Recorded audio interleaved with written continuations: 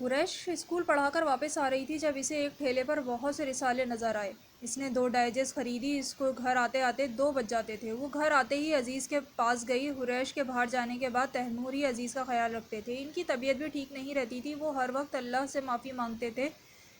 जिस बेटी को वो बोझ समझ रहे थे, आज इसी बेटी ने इनका बोझ अपने कंधों पर उठा लिया था।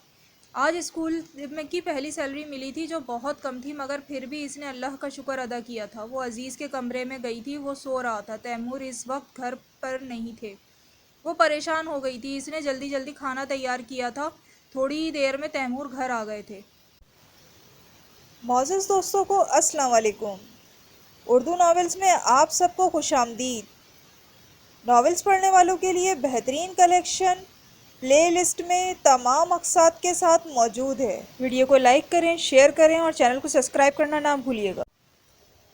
इनको देखते ही हुरैश ने हल्के से पूछा, बाबा आप कहाँ चले गए थे?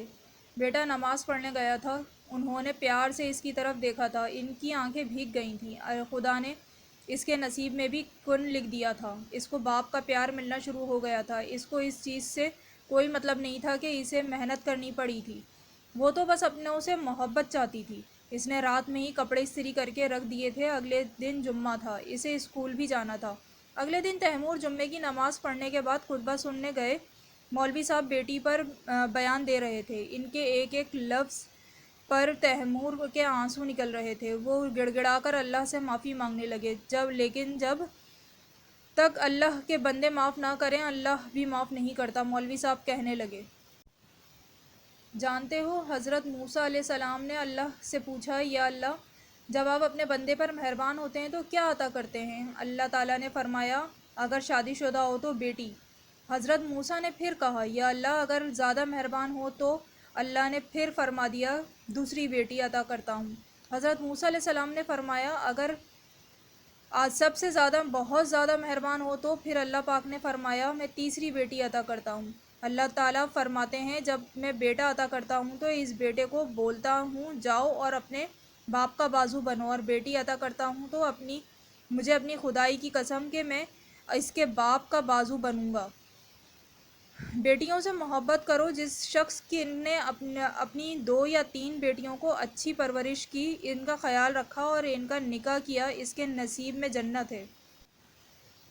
मौलवी साहब मुसलसल बयान दे रहे थे, मगर तैमूर के दिमाग में बस इसका माजी चल रहा था। वो घर आए तो हुरैश किचन में थी। छोटा सा किचन जहाँ 2 अफराद मुश्किल से आ सकते थे। वो पूरे पसीने में नहाई हुई थी। गर्मी की शिद्दत में थी।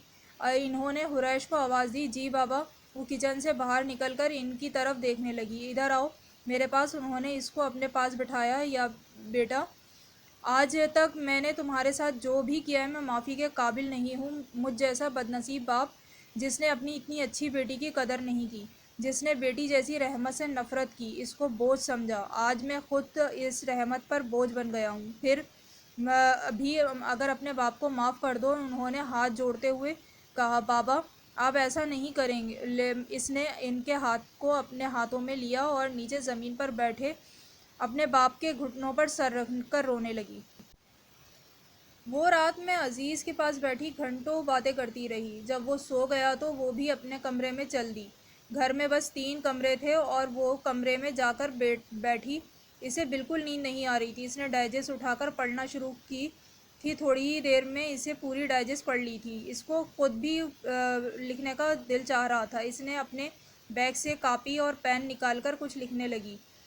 आगे दिन के रूटीन के मुताबिक वो स्कूल गई। स्कूल में बहुत काम था। वो बहुत थक गई थी। इसको तेज़ बुखार चढ़ गया था। वो निढाल सी लेट गई। तैमूर ने इसको देखा तो प्यार से इसके सर पर हाथ फेरा। थोड़ी देर में इसको नींद आ गई थी।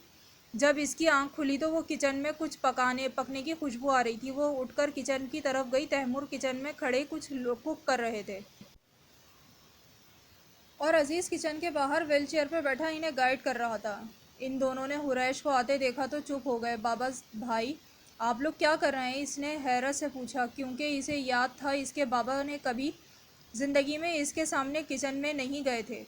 हमने सोचा आज तुम्हें कुछ आराम करने दिया जाए। उन्होंने मुस्कुराकर कहा, चलें आप दोनों बाहर जाएं, मैं बना लूँगी खाना। इसने एक नज़र किचन में झांक कर देखा। पूरा किचन उल्टा हुआ था। इसने अप्रैल پہنا اور کچن میں گھس گئی۔ کھانا بنانے اور گھر کا کام سمیٹنے کے بعد وہ چھت پر آئی تھی۔ چھت کی حالت بہت غیر تھی۔ اس نے ایک جگہ صاف کی اور وہاں بیٹھ کر آسمان کی طرف دیکھنے لگی۔ ٹھنڈی ہوائیں اسے سکون بخش رہی تھیں۔ اس نے اپنی آنکھیں بند کر کے اپنے اندر سکون اتارا اور پھر اپنی کاپی اور پین نکال کر اپنی ادھوری تحریر مکمل کرنے لگی۔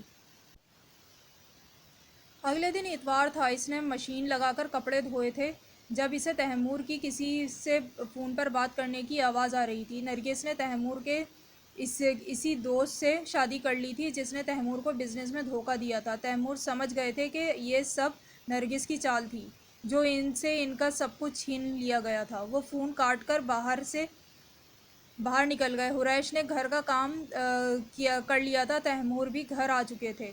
پھر انہوں نے مل کر کھانا کھایا۔ تیمور عزیز کے پاس بیٹھے تھے۔ قریش چھت پر چلی گئی اور اپنی تحریر کا اختتام کرنے لگی۔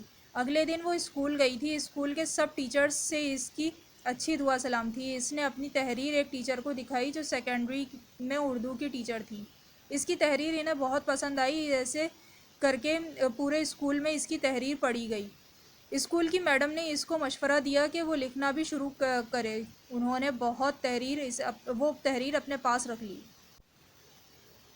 اگلے مہینے وہ اسکول سے خوشی خوشی گھر آئی تھی۔ خواتین کی کسی ڈائجسٹ میں اس کی تحریر بطور افسانہ شائع ہوئی تھی اور آج اسے سیلری بڑھ کر ملی تھی۔ اس نے میڈم کا شکریہ ادا کیا تھا۔ گھر آتے ہی اس نے اپنی تحریر اپنے بابا اور بھائی کو دکھائی۔ پھر ان کی پسند کا کڑھائی گوشت بنانے کچن میں چلی گئی۔ قریش کی سیلری سے گھر کا خرچ پورا نہیں ہو رہا تھا، اس لیے عزیز نے گھر بیٹھے ہی آن لائن ٹیوشن پڑھانا شروع کر دیا تھا۔ چونکہ وہ پڑھا لکھا تھا اس لیے اس کو کافی رقم مل جاتی تھی۔ اس نے ایک ویب سائٹ بھی بنائی تھی جہاں وہ دوپہر میں بچوں کو بالکل مفت قرآن پاک پڑھاتا تھا۔